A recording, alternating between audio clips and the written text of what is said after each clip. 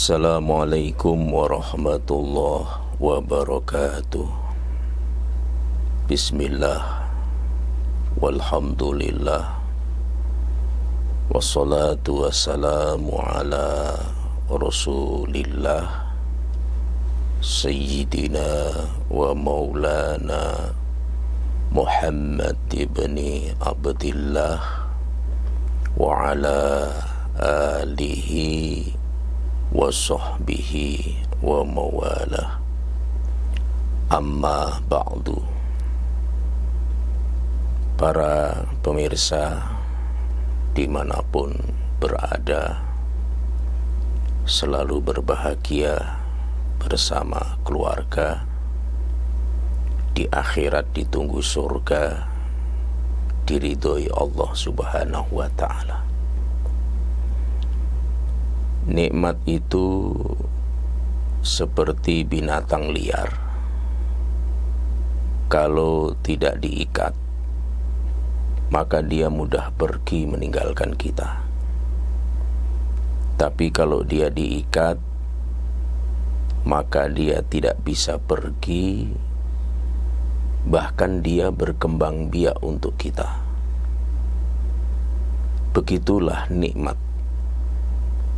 Ketika nikmat yang Allah anugerahkan kepada kita dan kita tidak ikat dengan bersyukur, maka nikmat itu akan mudah pergi meninggalkan kita. Akan tetapi, jika nikmat itu kita ikat dengan ikatan yang kuat, yaitu dengan mensyukurinya, maka nikmat itu bukan saja tetap bersama dengan kita, tetapi dia akan berkembang biak. Begitulah yang difirmankan oleh Allah, la in syakartum la azidannakum. Jika kamu bersyukur, niscaya kami akan menambah nikmat itu. Jadi dengan mensyukuri nikmat, maka nikmat itu akan berkembang biak.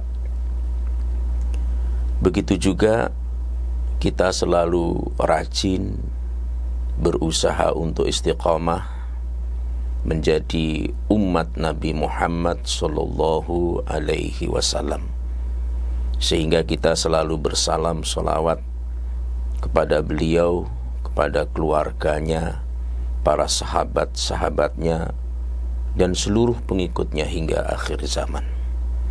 Kita berharap di akhirat kelak kita diizinkan membersamai beliau masuk surga. Jika itu tidak memungkinkan, minimal kita mendapat pengakuan sebagai umatnya beliau. Tidak terasa waktu bergulir sedemikian cepat.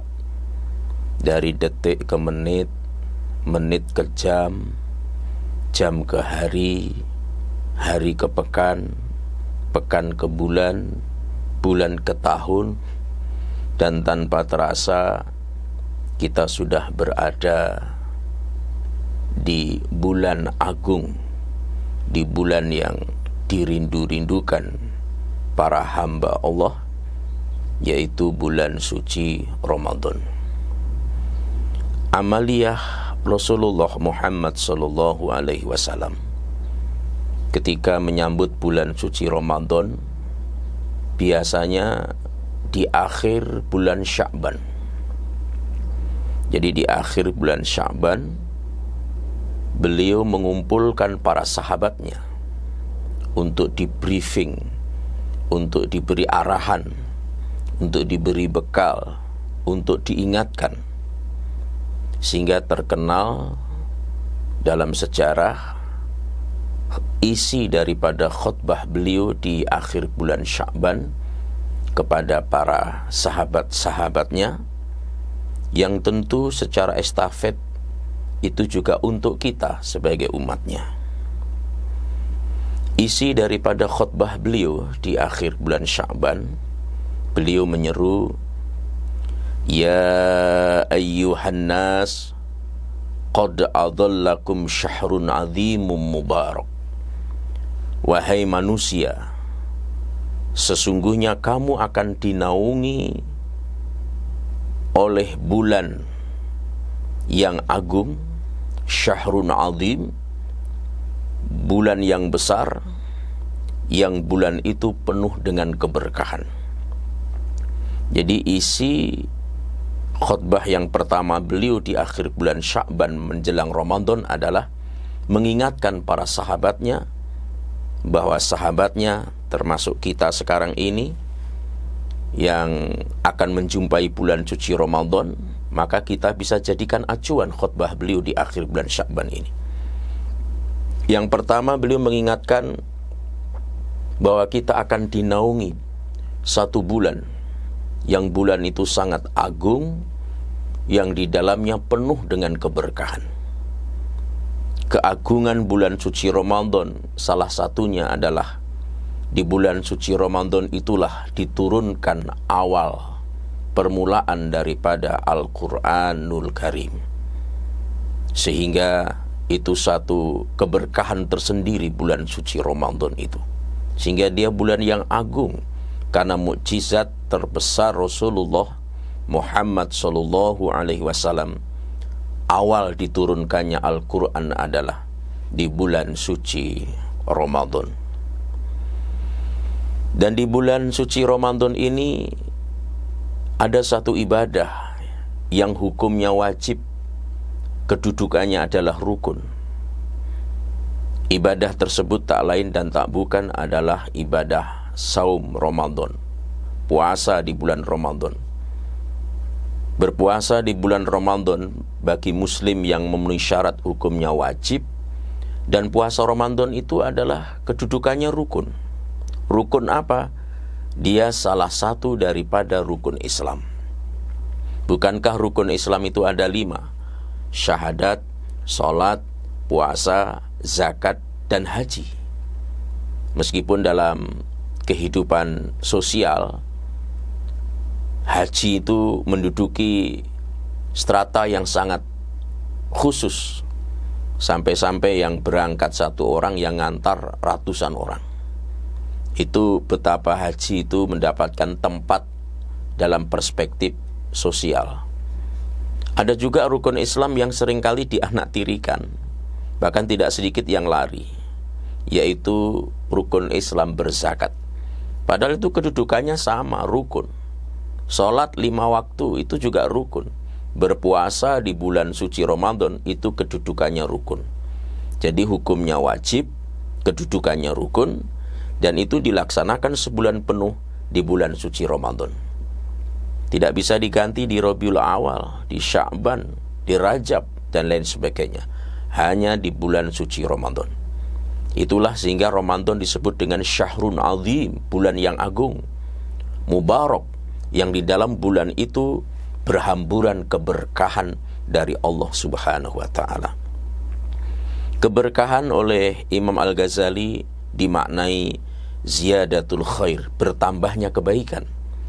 Dan di bulan suci Ramadan kebaikan kita berlipat-lipat ganda. Yang pertama, ini juga masih menyangkut isi khutbah beliau. Bulan suci Ramadan adalah syahrun fihi lailatun khairum min alfi syahr.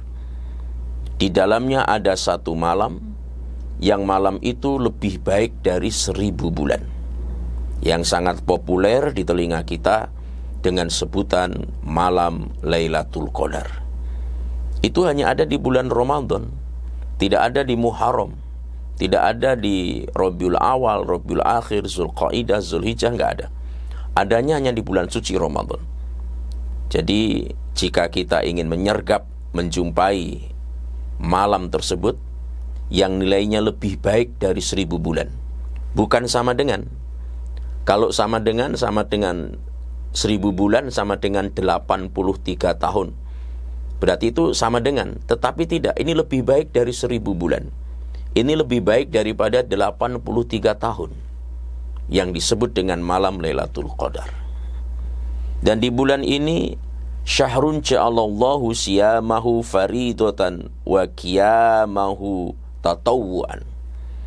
Bulan yang Allah menjadikan puasanya adalah suatu yang fardu, dan sholat malamnya adalah merupakan amalan yang disunatkan. Makanya Salat malam yang sunatnya tidak diragukan, kemasyhurannya adalah salat tarawih di malam hari. Ini hanya ada di bulan suci Ramadan dan tidak nampak di bulan-bulan yang lainnya kecuali di bulan suci Ramadan.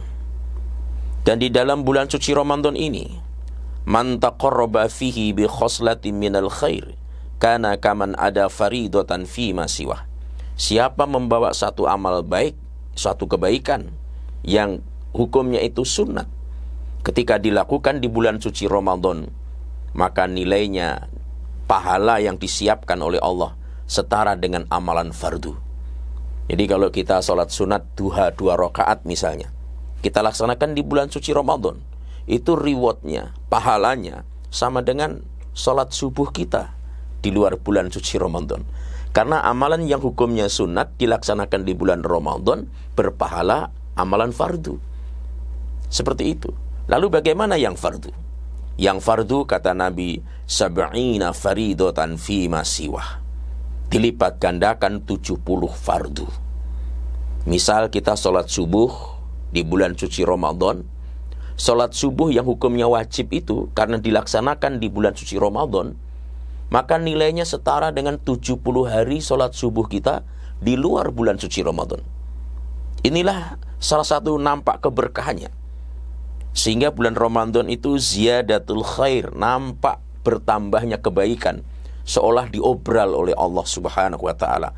Maka merugilah jika kita tidak menghidup-hidupkannya dengan amalan-amalan yang ada. Meskipun di tengah-tengah pandemi dengan segala keterbatasan, kita tetap taat protokol kesehatan, namun tanpa mengurangi dengan keterbatasan yang ada, kita tetap berusaha mengoptimalkan, memaksimalkan agar bulan Ramadan tetap hidup dengan berbagai macam amal-amal ibadah. Yang sunnah berpahala fardu, yang fardu dilipat gandakan 70 fardu. Dan di bulan suci Ramadan ini oleh Nabi digelari sebagai bulan sabar. Wa huwa syahrus sabru wa sabru thawabuhul jannah. Dan dia merupakan bulan sabar, dan sabar itu pahalanya besar, yaitu jannah, yaitu surga Allah Subhanahu wa ta'ala. Bahkan sabar itu dalam kaitannya dengan ibadah kita, itu persyaratan bagi kita. Jika semua ibadah kita ingin mendapat pahala tanpa batas, maka syaratnya adalah sabar. Begitu yang difirmankan Allah di dalam Quran surah Az-Zumar ayat yang ke-10. Innama yuwaffas sabiruna ajrahum bighairi hisab. Sesungguhnya hanya orang-orang yang bersabarlah yang diberikan pahala tanpa batas oleh Allah Subhanahu wa ta'ala. Oleh karena itu, kita tidak ingin menyia-nyiakan ini. Bulan berlatih untuk kita bisa bersabar. Syahrus sabru, jadi bulan sabar.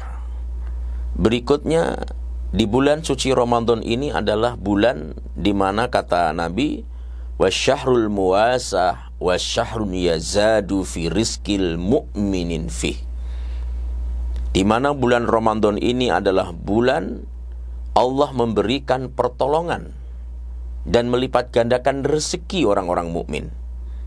Makanya sudah menjadi rahasia umum, bahkan di koran-koran, di media cetak, itu kalau Ramadan, Idul Fitri itu perputaran uang, orang perbankan sendiri itu juga mengakui berlipat-lipat.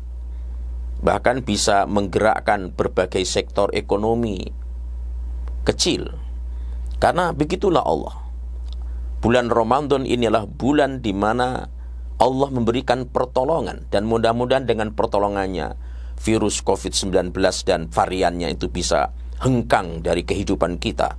Baik itu rekayasa manusia atau bukan, yang jelas kita dijauhkan dari Allah Subhanahu wa ta'ala. Itu yang kita harapkan, karena telah menyengsarakan, memporak-porandakan kehidupan kita.